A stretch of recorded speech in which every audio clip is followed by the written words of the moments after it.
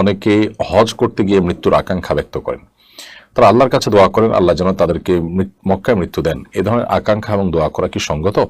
হজে গিয়ে মৃত্যুবরণ করা কি সৌভাগ্যের? দেখুন, মদিনাতে মৃত্যুর বিশেষ মর্যাদা রয়েছে। কেউ যদি মদিনায় মৃত্যুবরণের সুযোগ থাকে সেজন্য সে সুযোগ হাতছাড়া না করে। এভাবে হাদিস রয়েছে, কারণ মদিনায় যাদের মৃত্যু হবে কিয়ামতের ময়দানে তারা উত্থিত হবে, কিয়ামতের দিন তারা হাসরে একত্র হবে, উঠবে সাহাবীদের সাথে, নবী করিম সাল্লাল্লাহু আলাইহি ওয়াসাল্লাম এর সাথে, সাহাবায়ে কেরামের সাথে। তো সেজন্য ইমাম মালিক রহমতুল্লাহ আলাইহি তিনি মদিনায় মৃত্যুবরণ করার যে তামান্না, সেই তামান্না থেকে ফরজ হজ আদায় করার পর আর মদিনা শহর থেকে তিনি বের হননি, এখানে বাকি জীবন কাটিয়েছেন এবং শেষ পর্যন্ত তার মৃত্যু সেখানে হয়েছে। তো এই জন্য মক্কা কিংবা মদিনা এই পবিত্র ভূমিতে মৃত্যুবরণ করার তামান্না বা আকাঙ্ক্ষা করা দোষের নয়।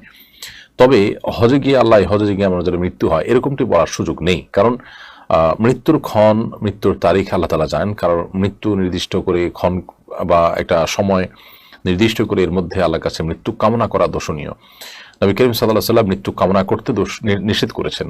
তবে একটি দোয়া আমাদেরকে শিক্ষা দিয়েছেন, সে দোয়া আমরা করতে পারি, আল্লাহুম্মা আহইনি মা কানাতিল হায়াতু জিয়াদাতান ফি কুল্লি খাইর।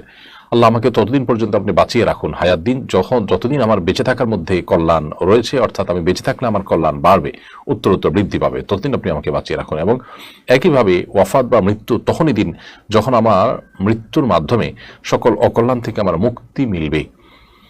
তো এইভাবে দোয়া করা যেতে পারে, কিন্তু মৃত্যু চাওয়া যে আমার এই সফরে যেন মৃত্যু হয়, হজ সফর থেকে যেন আমার ফিরে না আসি, এই সফরে যেন আমার মৃত্যু হয়, এরকমটি বলার সুযোগ নেই। হ্যাঁ, মক্কা মদিনা আমার মৃত্যু হোক, সেটা তামান্না হতেই পারে, সেটা এই সফরে হতে পারে, অন্য কোনো সময় হতে পারে, আমার হায়াত যখন শেষ হবে আমি যেন তখন মক্কায় থাকি, এই তামান্না বা এই আকাঙ্ক্ষা আল্লাহর কাছে লালন করা যেতেই পারে।